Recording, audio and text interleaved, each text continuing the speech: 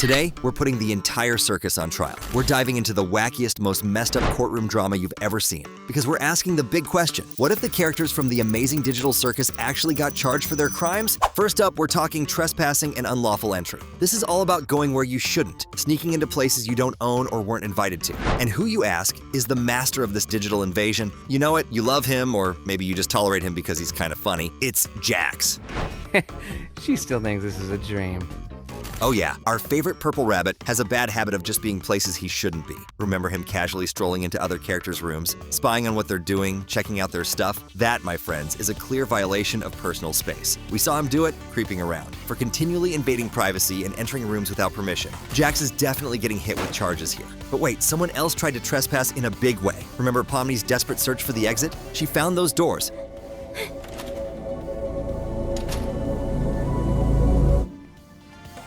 Those tantalizing glimmers of hope. But guess what? Kane made it pretty clear those weren't for walking through, even if the reason Kane hid them was shady. We'll get to that. Pomni knowingly tried to enter a restricted area, a place that wasn't meant to be accessed by the residents. Trying to blow past the barrier, even if it's to escape, still counts as trying to enter a place you're not allowed. Next, let's tackle something a bit more hands-on. We're talking assault, battery, and mutilation. It's about causing physical harm to others. And oh boy, does this circus have a roster of offenders. Our main man, Jax, is practically a poster child for digital assault. How many times have we seen him physically mess with the others? He constantly destroys Gangle's masks. Not just once, not twice, but multiple times. Ripping away her comedy or tragedy face? That's not just property damage, that's a direct attack on her form and expression. It's assault by mask destruction. Then there's the infamous bowling ball incident, hitting Kinger and Gangle with a bowling ball, sending them tumbling towards the void. That's absolutely assault with a deadly weapon.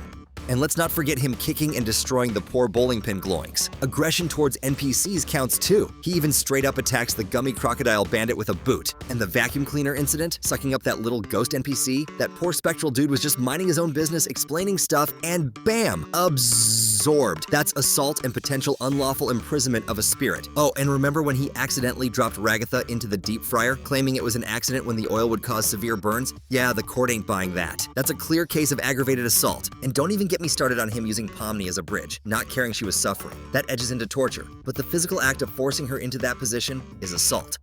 But Jax isn't the only one throwing hands. Kaufmo, in his abstracted state, became incredibly violent. Attacking Pomni and Ragatha with aggressive force? That's assault right there. His attempts to kill Ragatha and Pomni? Absolutely attempted murder, which falls under aggravated assault and much, much worse. Even the Gloinks got in on the action. They didn't just kidnap Zubul, they mutilated her, taking her apart. And then they punched Jax. They might be small, but they're definitely capable of digital battery. Moving on, let's discuss a heavy hitter, kidnapping and false imprisonment. This is about unlawfully holding someone against their will. And who is the primary culprit here? The ringmaster himself, Kane. From the very beginning, Kane is responsible for trapping all the humans in the digital circus. Pomni explicitly asks how to leave and is told she can't. Jax confirms they've been stuck there for years against their will. Kane brought them in via the headset, confirming Pomni was human before she arrived, and then provides no escape. That's the definition of false imprisonment for Pomni, Jax, Ragatha, Gangle, Kinger, Zubul, and all the other abstracted humans like Kaufmo and the 11 others whose doors are crossed out. That's 18 counts of false imprisonment right there. And it's not just the main cast. Remember how the Gloinks kidnapped Zubul, ripping her apart and dragging her away? That's a clear case of abduction and unlawful detention. They held her captive in their hoard. Now, a little less physical, but just as damaging. Coercion and gaslighting. This is about manipulating someone, forcing them to do something against their will, or making them doubt their own reality. Our main offender for gaslighting? Kane! When Pomni first arrives and thinks she sees an exit, Kane immediately dismisses it, telling her it's just hallucinations. He actively denies the existence of a way out, even admitting later he just hadn't finished it. He makes Pomni question her sanity, which is a classic gaslighting tactic. And who is the king of coercion? Jax. He practically forces Gangle to commit reckless driving during the adventure, threatening to reveal her figurine thing secret if she doesn't ram the syrup tanker. That's using leverage and threats to make someone do something dangerous they clearly don't want to do. That's coercion, plain and simple.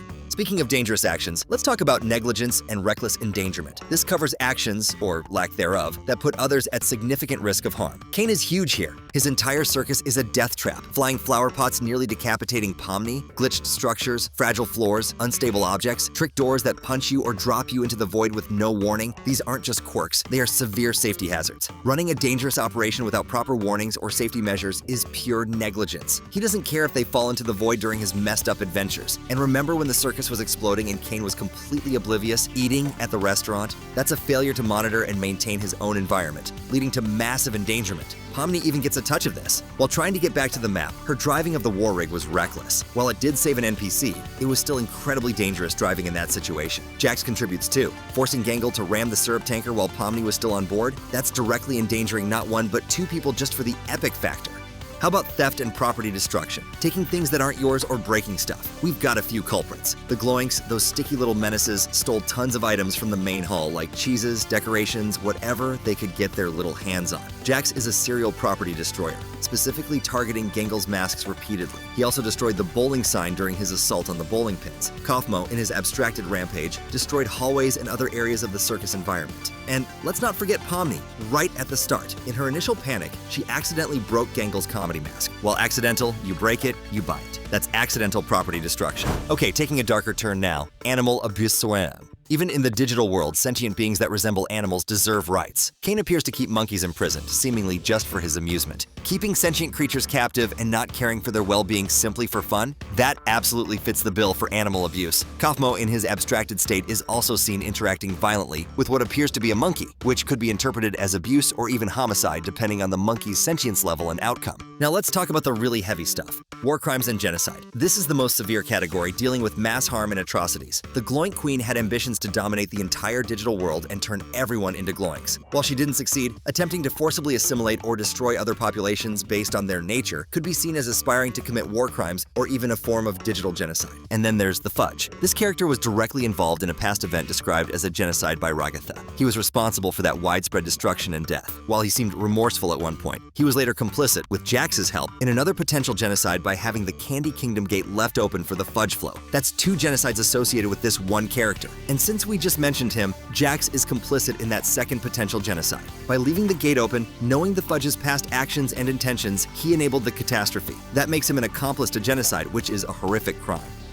We also have instances of failure to render aid. This is about not helping someone when they are in danger or in need of assistance, especially if you have a duty to do so. Kane failed to rescue Ragatha and Pomni when they were injured and in pain after the Kaufmo incident, even admitting he was unaware. As the supposed caretaker of the circus, he has a duty to ensure the safety of its inhabitants. His failure to respond effectively, or even know what was happening, is a neglect of that duty. Pomni, in her initial panic, also ran away from Kaufmo when he was abstracting, leaving Ragatha behind and failing to assist Kaufmo himself. While understandable given her fear, legally, witnessing someone in distress and doing nothing can have repercussions. Finally, let's wrap up with bullying and harassment. This is about persistently aggressive, intimidating, or unpleasant behavior. Jax is the undisputed champion here. His constant tormenting of Gangle, destroying her masks, threatening her, and generally being a jerk to everyone, telling Pomni to toughen up while she's suffocating, mocking Kinger, is pure bullying and harassment. Gangle's behavior towards her employees, spying, forcing them to work while abstracting, also falls under harassment, even if it might not be legally punishable in our world. In the digital circus court, maybe it is. So after this extensive dive, let's see how our digital pals stack up individually in the eyes of digital justice.